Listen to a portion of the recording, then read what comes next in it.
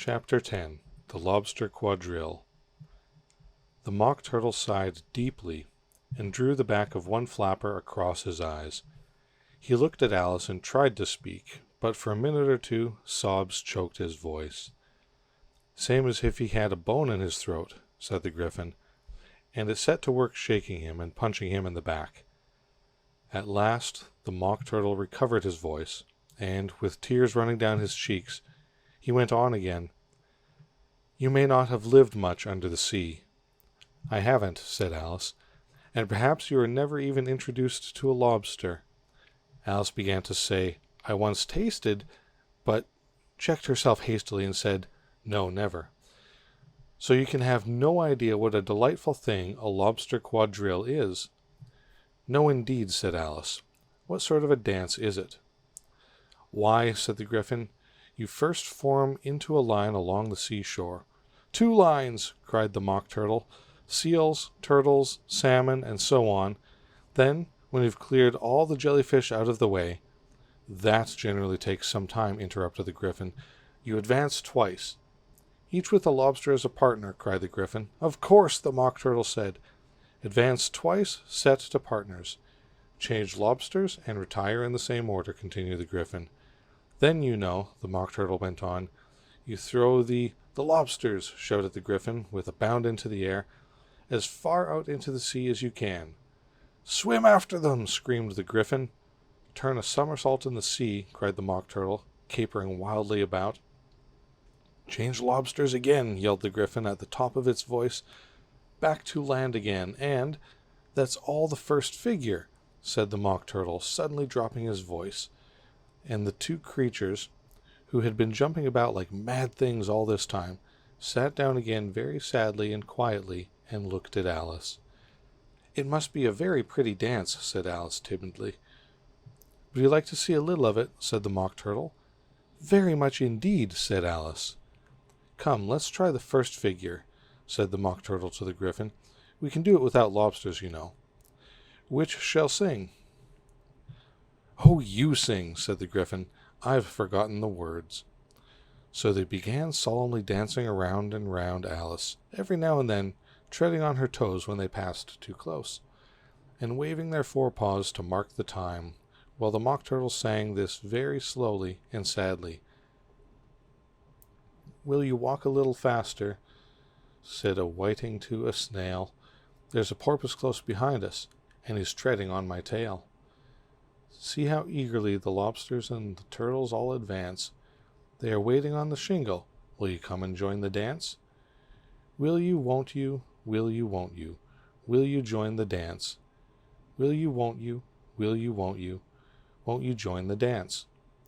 You can really have no notion how delightful it will be when they take us up and throw us with the lobsters out to sea.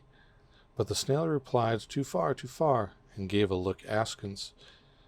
Said he thanked the whiting kindly, but he would not join the dance. Would not, could not, would not, could not, would not join the dance. Would not, could not, would not, could not join the dance. "What matters it how far we go?" his scaly friend replied. "There is another shore, you know, upon the other side. The further off from England, the nearer is to France.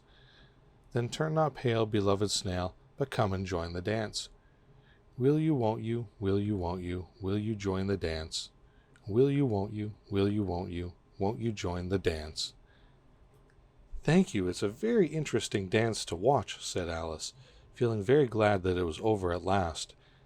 "And I do so like that curious song about the whiting." "Oh, as to the whitings," said the Mock Turtle, you've seen them, of course?" "Yes," said Alice, "I've seen them at She checked herself hastily. "I don't know where Din may be," said the Mock Turtle, "but if you've seen them so often, of course, you know what they're like."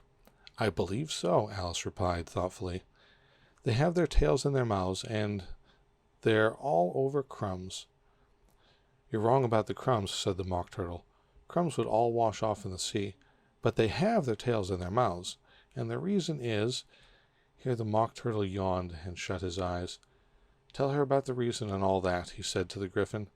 "The reason is," said the Gryphon, that they would go with the lobsters to the dance, so that they got thrown out to sea, so they had to fall a long way, so they got their tails fast in their mouths so they couldn't get them out again. That's all." "Thank you," said Alice. "It's very interesting. I never knew so much about a whiting before." "I can tell you more than that, if you like," said the Gryphon. "Do you know why it's called a whiting?" "I never thought about it," said Alice.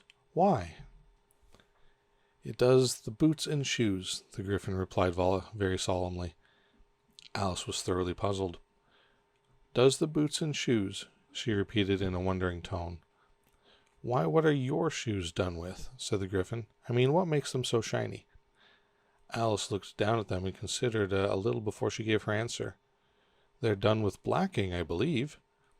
"Boots and shoes under the sea," the Gryphon went on in a deep voice, "are done with whiting. Now you know." "And what are they made of?" Alice asked in a tone of great curiosity. "Soles and eels, of course," the Gryphon replied rather impatiently. "Any shrimp could have told you that." "If I'd been the whiting," said Alice, whose thoughts were still running on the song, "I'd have said to the porpoise, 'Keep back, please. We don't want you with us.'" "They're obliged to have him with them," the Mock Turtle said. "No wise fish would go anywhere without a porpoise." "Wouldn't it really?" said Alice in a tone of great surprise. "Of course not," said the Mock Turtle. "Why, if a fish came to me and told me he was going a journey, I should say, 'With what porpoise?'" "Don't you mean purpose?" said Alice. "I mean what I say," the Mock Turtle replied in an offended tone. And the Gryphon added, "Come, let's hear some of your adventures." "I could tell you my adventures beginning from this morning," said Alice a little timidly. "But it's no use going back to yesterday, because I was a different person then." "Explain all that," said the Mock Turtle. No, the adventures first," said the Gryphon in an impatient tone. "Explanations take such a dreadful time." So Alice began telling them her adventures from the time when she first saw the white rabbit. She was a little nervous about it just at first. The two creatures got so close to her, one on each side, and opened their eyes and mouths so very wide, but she gained courage as she went on.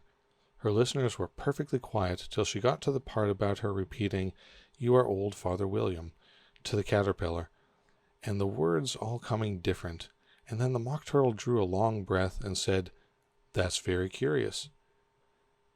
"It's all about as curious as it can be," said the Gryphon. "It all came different," the Mock Turtle repeated thoughtfully. "I should like to hear her try and repeat something now. Tell her to begin."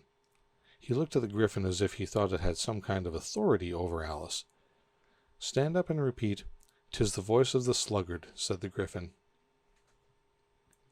"How the creatures order one about, and make one repeat lessons," thought Alice. "I might just as well be at school at once." However, she got up and began to repeat it, but her head was so full of the Lobster Quadrille that she hardly knew what she was saying, and the words came very queer indeed. "'Tis the voice of the lobster," I heard him declare. "You have baked me to brown, I must sugar my hair. As a duck with its eyelids, so he with his nose trims his belt and his buttons, and turns out his toes." "That's different from what I used to say when I was a child," said the Gryphon.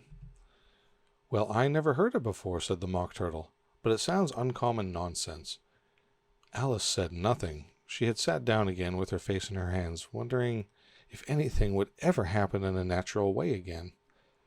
"I should like to have it explained," said the Mock Turtle. "She can't explain it," said the Gryphon hastily. "Go on with the next verse." "But about his toes," the Mock Turtle persisted. "How could he turn them out with his nose, you know?"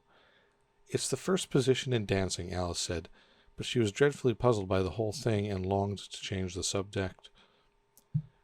"Go on with the next verse," the Gryphon repeated impatiently. "It begins, 'I passed by his garden.'" Alice did not dare to disobey, though she felt sure it would all come wrong, and she went on in a trembling voice. "I passed by his garden and marked with one eye how the owl and the oyster were sharing a pie." "What is the use of repeating all that stuff?" the Mock Turtle interrupted. "If you don't explain it as you go on, it's by far the most confusing thing I ever heard." "Yes, I think you'd better leave off," said the Gryphon, and Alice was only too glad to do so. Shall we try another figure of the Lobster Quadrille, the Griffin went on, or would you like the Mock Turtle to sing you a song? Oh, a song, please, if the Mock Turtle would be so kind, Alice replied, so eagerly that the Griffin said in a rather offended tone, no accounting for tastes. Sing her Turtle Soup, will you, old fellow? The Mock Turtle sighed deeply, and began in a voice sometimes choked with sobs to sing this. Beautiful soup, so rich and green, waiting in a hot tureen. Who for such dainties would not stoop? Soup of the evening, beautiful soup. Soup of the evening, beautiful soup. Beautiful soup, beautiful soup. Soup of the evening, beautiful soup, beautiful soup. Beautiful soup, who cares for fish, game or any other dish?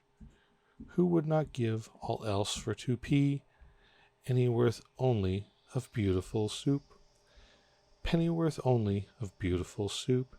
Beautiful soup, beautiful soup. Soup of the evening, beautiful soup. Chorus again, cried the Griffin, and the Mock Turtle had just begun to repeat it when a cry of "The trial's beginning" was heard in the distance. Come on, cried the Griffin, and taking Alice by the hand, it hurried off without waiting for the end of the song.